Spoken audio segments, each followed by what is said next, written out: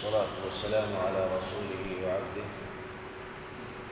وعلى آله وصحبه وورده، أما بعد. قال الله تبارك وتعالى في كلامه المجيد: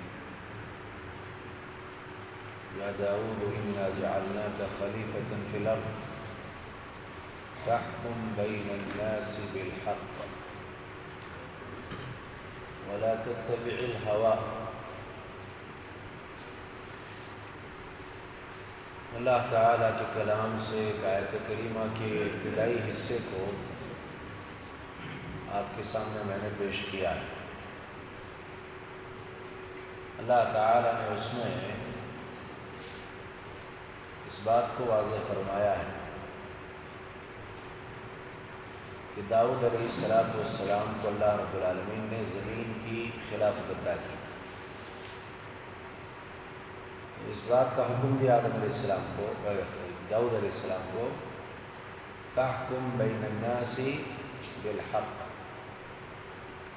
آپ لوگوں کے درمیان انصاف کے ساتھ فیصلہ کیا کریں، حق کی بنیاد پر فیصلے کیا کریں اور خواہشات کی پیروی نہ کریں. بنیادی طور پر ایک خلیفہ کے لیے، ایک حاکم کے لیے، ایک قاضی کے لیے جس چیز کی ضرورت ہوتی ہے وہ ہے عدل کرنا، انصاف کرنا. آپ اس سلسلے میں امام ابن تیمیہ رحمہ اللہ کی بات کو ذہن میں رکھیں. کیا کہتے ہیں وہ؟ ایک آدمی کو قوم کا سربراہ بنانا ہے، لوگوں کا ذمہ دار مقرر کرنا ہے، اور ایک دوسرا آدمی ہے اس کو فرض کر لیں بیت المال کا ذمہ دار بنانا ہے. دونوں میں کس چیز کو ملحوظ رکھنا ضروری ہے؟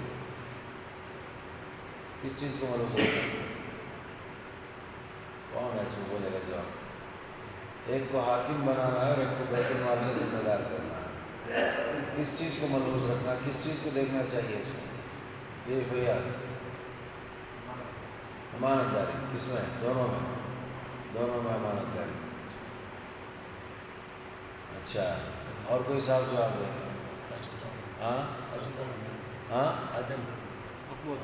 عدل اور امانت داری. ظاہر بات ہے جس کو آپ حاکم و سربراہ بنا رہے ہیں، جو فیصلے کرنے والا ہے، اس میں امانت داری کے مقابلے میں زیادہ کون سی چیز دیکھی جائے گی؟ عدل دیکھا جائے گا. کیوں؟ اس لیے کہ مال کے اوپر تو اس کو نہیں بٹھا رہے ہیں، فیصلوں کے لیے اس کو بٹھاتے ہیں، تو وہاں عدل دیکھا جائے گا. اور آپ بیت المال کی نگرانی کے لیے جس کو مقرر کر رہے ہیں، وہاں عدل اگر نہ ہو تو بھی کس کو دیکھا جائے گا؟ امانت داری. لہذا یہاں عدل اتنا نہیں، امانت داری کی زیادہ ضرورت ہے. یہاں امانت داری اتنی نہیں، عدل کی زیادہ ضرورت ہے، انصاف کرنے والے کی ضرورت ہے. تو لہذا مقام دیکھ کر کے، اس کی قابلیت کو دیکھ کر کے اس کو اس مقام پر رکھا جائے گا. عادل ہے حاکم، امین ہے بیت المال کا ذمہ دار.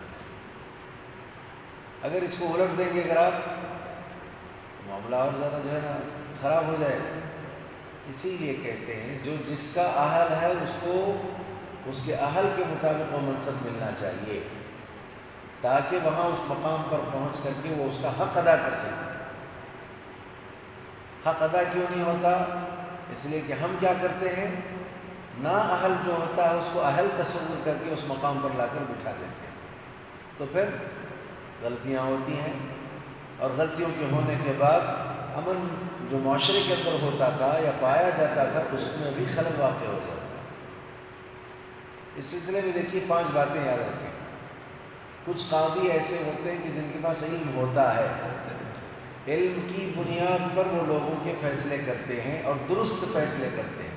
اچھے قاضی علم کی بنیاد پر کر رہے ہیں فیصلے، اور وہ بھی کیسے کر رہے ہیں؟ درست فیصلے کر رہے ہیں. اچھے قاضی ہیں، بہترین قاضی.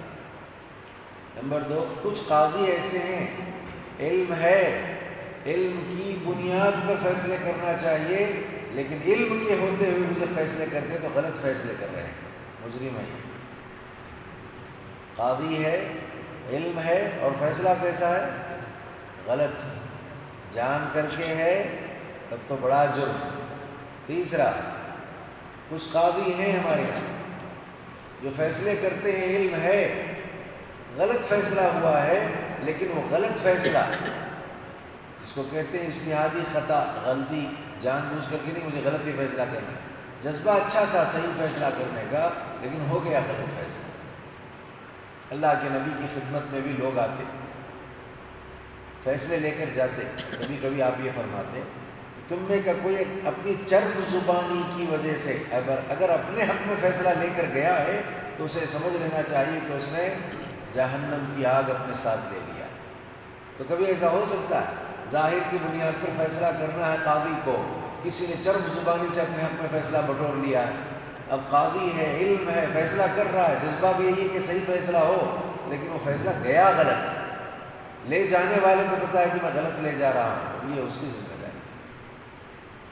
تیسرے قاضی معاشرے میں کیسے ہوتے ہیں؟ علم ہے، فیصلہ نہیں کرتے، سکوت اختیار کرتے ہیں، یہ بھی مجرم۔ چوتھے کون ہیں؟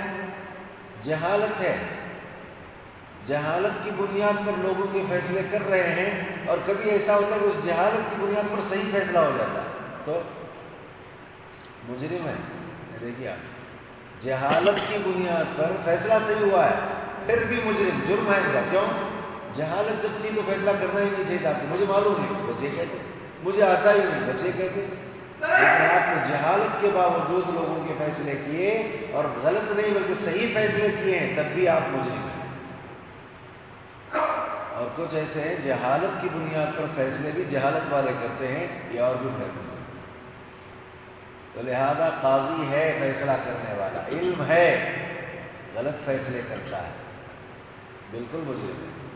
قاضی ہے، علم ہے، فیصلے کر رہا ہے، فیصلے کرتے ہوئے جذبہ ٹھیک ہے، اور فیصلہ غلط ہو گیا ہے، اور لے جانے والا چرب زبانی کی بنیاد پر اپنے حق میں فیصلہ لے گیا، یہ مجرم نہیں جی، کیونکہ اس کا جذبہ ٹھیک ہے۔ اور چوتھا یہ ہے کہ اگر وہ قاضی ہے، علم موجود ہے، خاموش رہتا ہے، فیصلے نہیں کرتا، مجرم ہے۔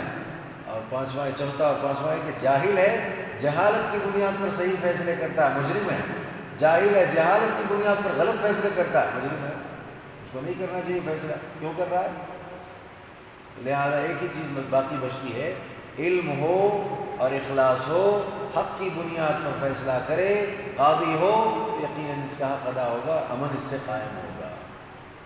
ایک مثال دے کر بات کو ختم کرتے ہیں، کیونکہ بہت زیادہ آج کل لوگ مثالوں کے ذریعے باتیں سمجھنے کی کوشش کر رہے ہیں، اور یہ کہتے ہیں کہ ہاں اب باتیں سمجھ میں آ رہی ہیں، پہلے بہت گہرائی میں جاتے تھے، سمجھ میں نہیں آتا تھا، اب سمجھ میں آ رہا ہے۔ تو ٹھیک ہے، مثالوں ہی سے صحیح کچھ باتیں سمجھنا آسانی ہو جائے۔ ایک قاضی، فیصلہ کرنے والا، وہ نکلا بازار، اس کے بازار اپنے حاجات اور ضروریات کو پورا کرنے سے پہلے ایک عجیب معاملہ ہوا۔ ایک صاحب اپنے گھر سے مرغی کو ذبح کر کے بلا کر مرغی کی صفائی کے لیے، مرغی صاف کرنے والے جو ہوتے ہیں ان کے پاس لا کر کہا یہ مرغی ہے، میں نے ذبح کر دی ہے، اس کو آپ صاف کیجیے۔ اس نے کہا نہیں میں مشغول ہوں، اب نہیں کر سکتا، آپ جائیے۔ آپ نے کہا نہیں، مجھے صفائی چاہیے، اس لیے کہ میرے یہاں بہت زیادہ ضروری جو ہے مہمان آ گئے۔ تو اس نے کہا رکھ دے مرغی، جا کر کے آدھ پون گھنٹے میں آ جائیں، جب تک میں صاف کر کے رکھ دیتا ہوں۔ کہا ٹھیک ہے۔ اس نے مرغی رکھ دی اور اپنے دیگر کام کے لیے وہ چلا گیا۔ اس کچھ دیر کے بعد قاضی صاحب آ گئے، اور آ کر قاضی صاحب نے مرغی فروش جو تھا اس سے کہا کہ مرغی دیجیے ایک مجھے۔ مرغی فروش نے کہا کہ مرغیاں ختم ہو چکی ہیں، اب کوئی مرغی نہیں آپ کو دینے کے۔ اس نے کہا یہ جو دکھ رہی ہے، کہا یہ میری نہیں ہے، اس کا مالک کوئی دوسرا ہے، اور صفائی کی خاطر وہ لا کر دے گیا ہے، آدھ پون گھنٹے میں آئے گا اور وہ اپنی مرغی لے جائے گا۔ کہا نہیں، میرے گھر مہمان آئے اور میں قاضی ہوں، لہذا مجھے ضرورت ہے ہر حال میں ہر صورت میں مجھے مرغی چاہیے۔ اس نے کہا بھائی میں دوں کہاں سے، میں نہیں دے سکتا آپ کو، نہیں ہے میرے پاس۔ کہا ایک کام کرو، یہ جو موجود ہے یہی مرغی مجھے دے دو، اس لیے کہ اب ضرورت ہے، اس کے بغیر کوئی چارہ نہیں ہے۔ تو کہا یہ کیسے ہو سکتا ہے کہ یہ مرغی جو ہے میں آپ کو دوں، یہ ہے دوسرے کی، کیسے دے سکتا؟ یعنی دے دو مجھے، جب وہ آ جائے گا کہہ دینا کہ مرغی جو ہے اڑ گئی، زندہ ہو کر کے چلی گئی۔ یہ کیسے ہو سکتا ہے؟ وہ اس نے خود ذبح کی ہے اور لا کر کے دیا ہے، میں اگر ذبح کرتا کہتا آدھ پون گھنٹے میں آؤ تو کہیں ہو سکتا ہے ایک بچی ہوئی تھی وہ بھی اپنے پروں کے ذریعے نکل گئی ہے، تو بات سمجھ میں آتی، یہ تو ہو ہی نہیں سکتا۔ کہا دیکھو میں قاضی ہوں، آنے کے بعد یہی کہو کہ آپ کی مرغی اڑ گئی ہے، اسے پر آ گئے اور پر آنے کے بعد زندہ ہو گئی اور زندہ ہو کر کے وہ چلتی بنی ہے، لہذا میرے قابو سے باہر ہو گئی ہے، اتنا کہہ دینا تو میں ہو جائے گی، تو لہذا مقدمہ میرے ہی پاس آئے گا۔ یہ دیکھیے قاضی کیسے ہوتے، مقدمہ کہاں آئے گا؟ میرے ہی پاس آئے گا، تو پھر تم کو گھبرانے کی ضرورت۔ اس نے کہا اچھا اگر ایسی بات ہے تو پھر مرغی آپ کو میں دے دیتا ہوں، یہ لے لیجیے۔ مرغی اس نے دے دی قاضی صاحب کو، قاضی صاحب مرغی لے کر چلتے بنے۔ لہذا اس کے بعد یہ آئے صاحب، کہا میری مرغی؟ کہا نہیں آپ کی مرغی اڑ گئی ہے۔ یہ کیسی بے عقلی کی باتیں کرتے ہو، کیسے ہو سکتا ہے؟ یہ ذبح میں نے کیا ہے، لا کر کے صفائی کے لیے تم کو میں نے دیا ہے، اور تم کہتے ہو کہ وہ زندہ ہو کر کے اڑ گئی، ایسا تو ممکن نہیں۔ کہا نہیں ایسا ہوا ہے، تو میں ہونے لگی۔ تو کہا ایک کام کرتے چلو قاضی کے پاس چلتے ہیں، وہاں جا کر کے فیصلہ۔ اسی نے کہا وہ جس نے مرغی لا کر دی تھی، کہا قاضی کے پاس جاتے ہیں اور جا کر کے فیصلہ کرتے ہیں۔ کہا ٹھیک ہے چلیے قاضی کے پاس چلتے ہیں۔ اب دونوں مل کر کے قاضی کی طرف چل رہے تھے۔ اطمینان تھا مرغی والے کو کہ قاضی صاحب بتا کر کے تو گئے ہیں، تو کوئی میرے لیے پریشانی کی بات نہیں ہوگی۔ راستے میں ایک اہل کتاب کو کسی سے لڑتے جھگڑتے بھیڑتے دیکھا ان لوگوں نے۔ وہ مسئلہ حل کرنے کے لیے اور جھگڑا چکانے کے لیے جب وہاں گئے تو ہاتھا پائی ہو رہی تھی، اسی ہاتھا پائی کے درمیان یہ بچانے والا جو تھا مرغی والا، اس کی انگلی جا کر کے وہ اہل کتاب کی آنکھ میں لگ گئی، اس کی آنکھ کھل گئی۔ تو اس اہل کتاب نے یہ کہا کہ اب قصاص میں بھی تمہاری آنکھ کھولوں گا، اس لیے کہ آنکھ کے بدلے آنکھ ہے، دانت کے بدلے دانت ہے۔ تو کہا ایسے چھوڑا نہیں جائے گا، ہم آپس میں لڑ رہے تھے، اب تم آئے اور آ کر کے میرا نقصان تم نے کیا ہے کہ میری آنکھ پھوڑ دی ہے، لہذا مجھے بھی تم کو قصاص میں آنکھ پھوڑنی پڑے گی۔ اب ایک بڑا معاملہ ہوگا، چلو چلتے ہیں قاضی کے پاس۔ کہا چلو قاضی کے پاس چلتے ہیں۔ لیکن اسے ڈر تھا مرغی والے کو، وہاں تو مسئلہ صرف مرغی کا تھا، لیکن اب ایک آنکھ بھی پھوٹ گئی ہے۔ اب یہ فیصلہ قاضی تو اپنے ذمہ نہیں لیا تھا، اب ہو سکتا ہے کہ قصاص میں میری ایک آنکھ چلی جائے تو یہ بڑا مسئلہ ہوگا۔ مارے گھبراہٹ کے، خوف کے کا ایک معاملہ جا کر اب دو معاملے ہو گئے ہیں، پریشانی زیادہ ہو گئی ہے، چلو کسی طرح سے بچ بچاؤ کا انتظام کرتے ہیں۔ تو دونوں سے ہاتھ چھڑا کر بھاگنا شروع کر دیا۔ دونوں نے اس کا پیچھا شروع کیا تو مسجد میں داخل ہوا، دونوں مسجد میں داخل ہونے کی جب کوشش کر رہے تو مینار پر چڑھ گیا۔ جب مینار کے اس حصے کو بھی دیکھا کہ یہاں پر بھی وہ دونوں آ رہے ہیں تو اس مینار سے اوپر سے کودی لگائی، اس نے چھلانگ لگائی۔ تو نیچے ایک صاحب موجود تھے، ان پر گرے تو ان کی جان گئی، لہذا اب ان کے جو بیٹے آ کر کہتے ہیں کہ ہمارے ابا کی تم نے جان لی ہے، اب قصاص میں ہم بھی تمہاری جان لیں گے۔ تین مسئلے ہو گئے، کیا اور زیادہ بڑی پریشانی ہے جی۔ تھا ایک معاملہ، اس کے بعد آنکھ پھوٹنے کی بات آئی، اس کے بعد اب جان جانے کی بات آ رہی ہے۔ قاضی نے تو صرف مرغی کی بات کہی تھی، اب اگر یہ جو ہے لے جا کر کے وہاں یہ معاملہ بھی پیش کر دے تو عدل کے ساتھ اگر فیصلہ کرے گا، انصاف کے ساتھ فیصلہ کرے گا تو ایک تو آنکھ تو جانی جانی ہے اور جان بھی جائے گی۔ یہ بڑا معاملہ ہو گیا، لہذا وہ جو مر چکا تھا اس کی اولاد بھی آئی اور اس کو گھیر کر کے تینوں نے مل کر کہا چلو قاضی کے پاس چلتے ہیں، تم نے ہمارے باپ کی جان لی، تم نے میری آنکھ پھوڑ دی، اور تم نے یہ کہا کہ میری مرغی کو جان آ گئی اور جان آنے کے بعد پر لگ گئے اور اڑ گئی، لہذا عجیب معاملہ، چلو قاضی کے پاس۔ قاضی کے پاس گئے تو قاضی نے پہلے دیکھا اس مرغی والے کو، مسکرایا، تو مسکرانے کے بعد یہ بھی ذرا مطمئن ہو گیا، لیکن مرغی کے علاوہ دو مسئلے تھے نا، اس کو لے کر پریشانی، اس کو آدمی کو بچایا، مرغی والے کو۔ قاضی صاحب مرغی کے مسئلے کے لیے تو کہہ گئے ہیں، لیکن اس کے بعد دو مسئلے پیدا ہو گئے ہیں، اس کو پتہ نہیں کیا ہوگا۔ قاضی صاحب نے کہا یہ پریشانی کے وقت میں میرا ساتھ دیا، ہر حال میں اس کا فیصلہ مجھے کرنا اور اچھا فیصلہ کرنا، اس کے حق میں فیصلہ کرنا، یہ ضرور غلطی ہو اور غلط فیصلہ جاتا ہے اور آپ کی ضمیر آپ کو آواز دیتی ہے اور کہتی ہے یہ غلط ہے، نہیں ہونا چاہیے، حق والے کو حق ملنا چاہیے، پھر بھی آپ کیا کرتے ہیں؟ جو حق والا نہیں اس کے حق میں فیصلہ دے کر کے کیا کرتے ہیں؟ ظلم کرتے ہیں، معاشرے کو خراب کرتے ہیں۔ قاضی صاحب نے کیا کیا؟ ایسے حکمران، ایسے قاضی، ایسے فیصلے کرنے والے رہیں گے تو امن آئے گا کیسے؟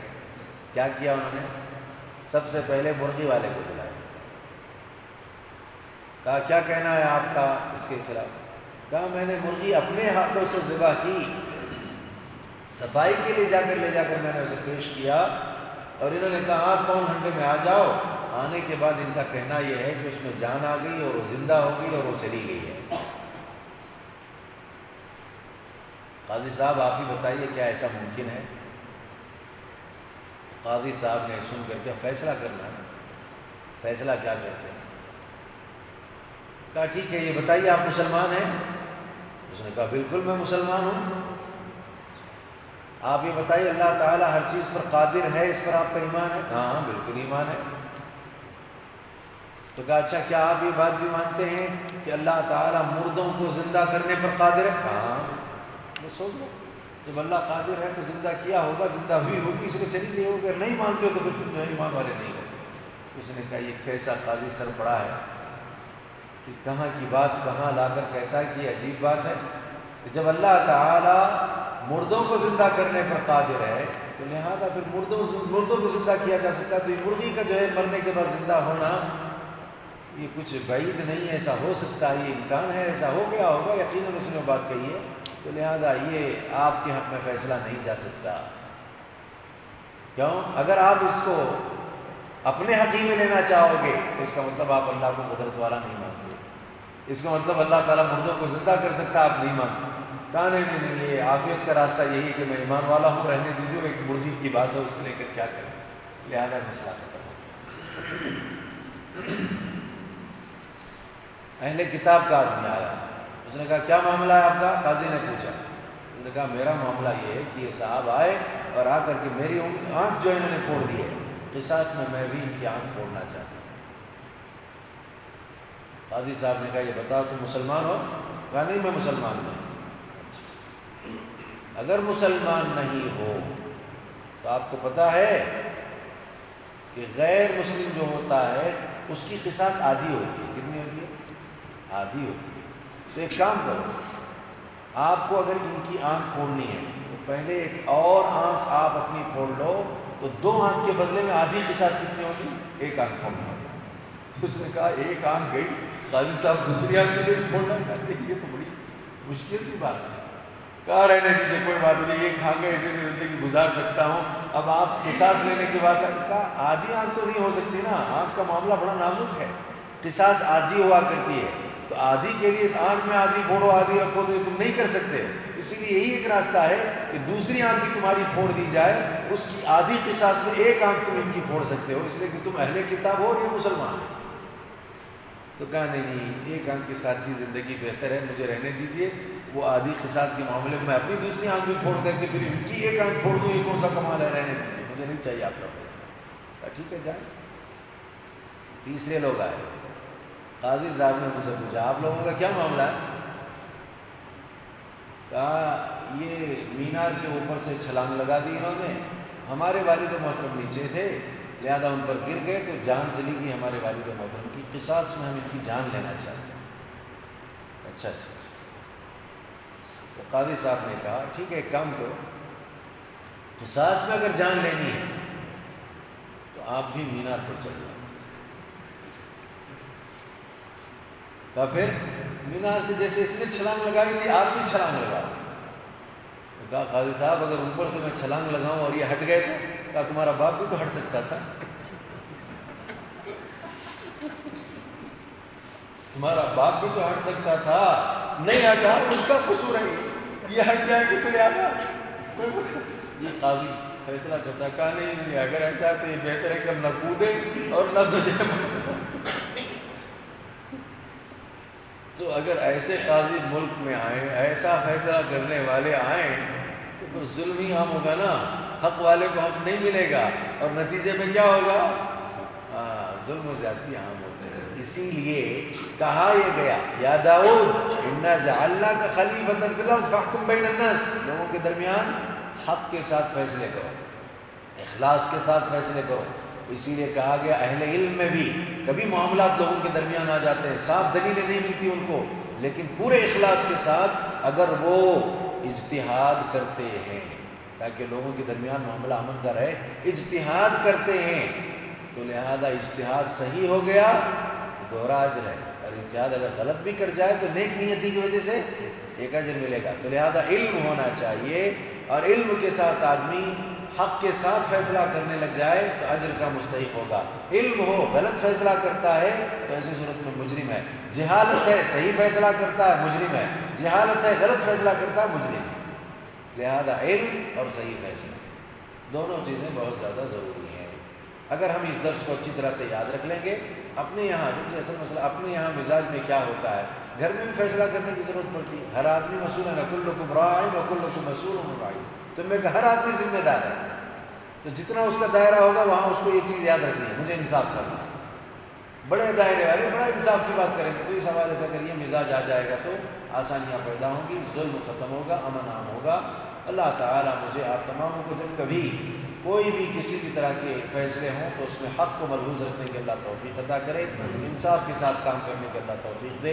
اللہ تعالیٰ ہر قسم کے جرائم سے اور ہر قسم کے گناہوں سے ہمیں اجتناب کرنے کے اللہ توفیق دے۔ اللہ ہماری دعاؤں کو قبول فرمائے۔